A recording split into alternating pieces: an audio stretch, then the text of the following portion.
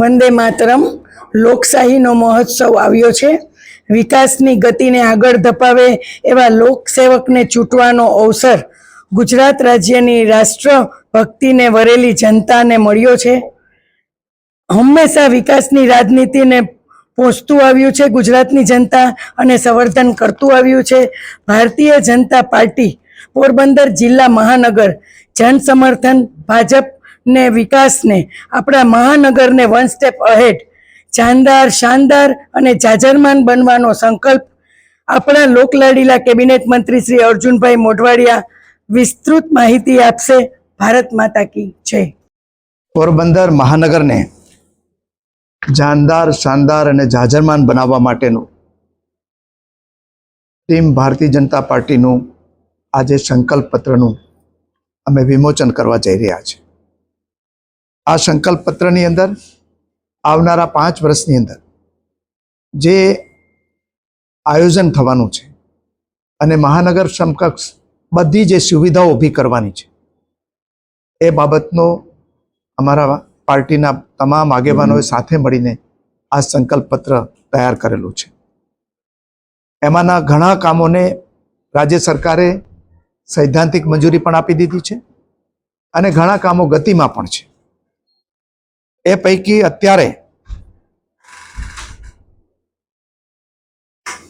જે ખાપટ વિસ્તાર છે એમાં 45 કરોડ રૂપિયાના ખર્ચે જે ભૂગર્ભ ગટરનું કામ મોટાભાગનું પૂરું થઈ ગયું છે. એ પછી જે શહેરના બાકીના વિસ્તારો અને ખાસ કરીને જે નવા વસેલા ગામો છે એ જાવર, વનાણા, દિગ્વિજયગઢ અને રતનપુર આ વિસ્તારના અને બીજા બાકીના જે સોસાયટી વિસ્તારો છે એમાં 181 કરોડ રૂપિયાને ખર્ચે ભૂગર્ભ ગટરનું કામ ટૂંક સમયમાં શરૂ થવાનું છે. શહેરમાં ઘણા વર્ષો પહેલાં પીવાના પાણીની પાઇપલાઇનો અને ટાંકીઓ બનાવેલી હતી. એ પછી એને અપગ્રેડ કરવાની વર્તમાન સમયને ધ્યાનમાં રાખીને જરૂર હતી. એ માટે રાજ્ય સરકારે 158 કરોડ રૂપિયાને ખર્ચે પીવાના પાણીનું આખું નેટવર્ક સુધારવા માટેનો વર્ક ઓર્ડર આપી દીધો છે અને કામ પણ શરૂ થઈ ગયું છે. અને એમાં નવી પાણીની ટાંકીઓ બનાવવાની, પાઇપલાઇનો અપગ્રેડ કરવાની અને નવી પાઇપલાઇન નાખવાની યોજનાઓ છે. પોરબંદર મહાનગર બનતા મહાનગરપાલિકા ભવન બનાવવાનું 50 કરોડ રૂપિયાના ખર્ચે રાજ્ય સરકારે એને પણ સૈદ્ધાંતિક મંજૂરી આપેલી છે. આપણા શહેરમાં એક પણ ટાઉન હોલ નથી, એટલે 65 કરોડ રૂપિયાના ખર્ચે 900 સીટની કેપેસિટીનો આપણે નવો ટાઉન હોલ બનાવવા પણ જઈ રહ્યા છીએ.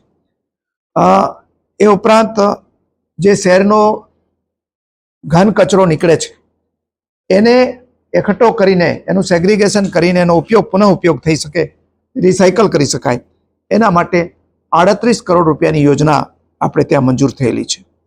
શહેરની અંદર 3 ફાટકો આવેલા છે. એ પૈકી 2 ફાટકો ઉપર બ્રિજ બાંધવાનું કામ પણ રાજ્ય સરકારે એને સૈદ્ધાંતિક મંજૂરી આપેલી છે.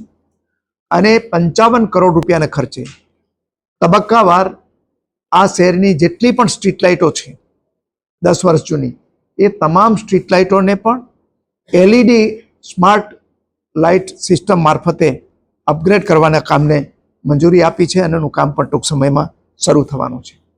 શહેરની અંદર આવેલી શાક માર્કેટો છે એને અપગ્રેડેશન કરવાના કામને મંજૂરી આપેલી છે. આપણા શહેરના જે રસ્તાઓ છે એ 13 કરોડ રૂપિયાને ખર્ચે આપણે એનું રિકાર્પેટિંગ કરેલું છે.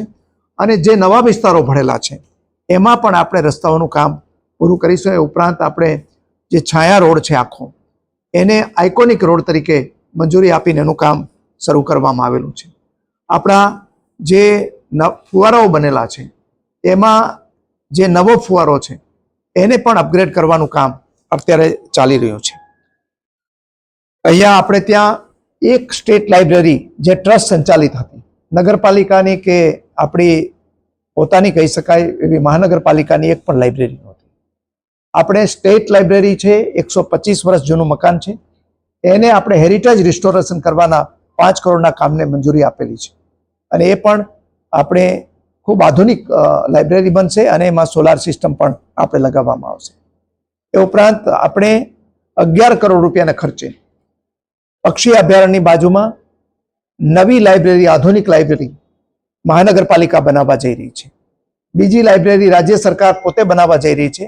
એ આપણી જે રિવરફ્રન્ટ છે એની બાજુમાં આપણી 15 કરોડ રૂપિયાના ખર્ચે એ પણ લાઇબ્રેરી બનવાની છે. આપણે ત્યાં દરેક વોર્ડની અંદર એક આધુનિક ટોયલેટ કોમ્પ્લેક્સ બનાવવામાં આવશે, જે આંતરરાષ્ટ્રીય કક્ષાના ધોરણો સાથે ત્યાં બનાવીશું. આપણે નરસંગ ટેકરી પાસે આપણે જે સ્પ્લિટ ફ્લાયઓવર બ્રિજ છે એ બ્રિજની નીચેની જે જગ્યાઓ છે એ જગ્યાઓ પર આપણે sports complex, recreation centre, parking અને ગાર્ડન પણ આપણે ત્યાં બનાવવાનું પ્લાન કરેલું છે. આપણું સુકાળા તળાવ છે એ અગાઉ પોરબંદર નગરને પીવાના પાણીની સપ્લાય કરતા હતા. એ પછી એ તળાવને છોડી દેવામાં આવ્યું હતું. એ તળાવને ઊંડું પોળું કરીને આપણે જે રાજકોટની અંદર અટલ સરોવર છે એ ધોરણે આપણે આ સરોવરને, આ તળાવને પણ વિકસાવવાનું અને રિક્રિએશન સેન્ટર ત્યાં ઊભું કરવાનું આપણે આયોજન કરેલું છે. નવી ચોપાટી, આપણે ચોપાટીને અપગ્રેડ કરી રહ્યા છે. એ ઉપરાંત આપણે નવો રિવરફ્રન્ટ બનાવવાનું પણ આયોજન કરેલું છે. ધરમપુરની અંદર આપણે ઝુઓલોજિકલ પાર્ક, જે પ્રાણી સંગ્રહાલય છે એ બનાવવાનું આયોજન પણ આપણે આવતા 5 વર્ષમાં કરવા જઈ રહ્યા છે.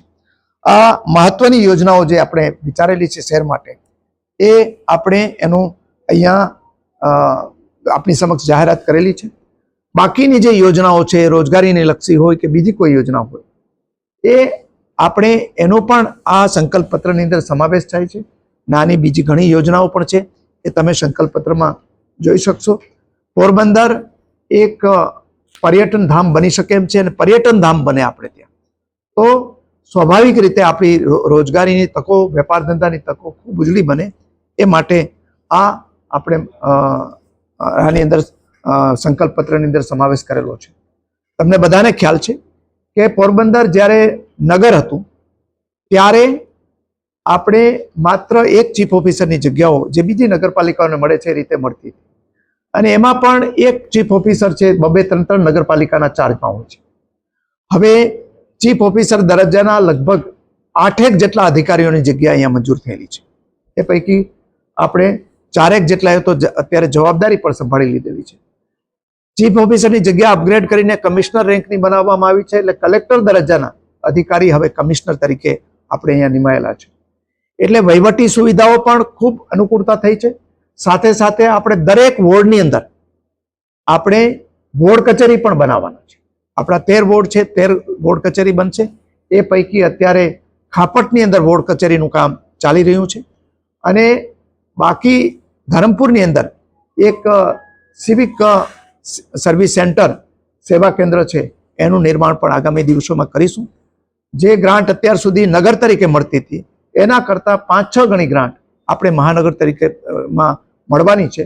અને આ બધી સુવિધાઓ આપવા માટે હું રાજ્યના મુખ્યમંત્રી આદરણીય ભૂપેન્દ્રભાઈ પટેલનો ખૂબ આભાર માનું છું કે આપણે મહાનગર આપ્યું, અને સાથે સાથે ખૂબ મોટી આર્થિક સહાય પણ આપણા શહેરને કરી રહી છે.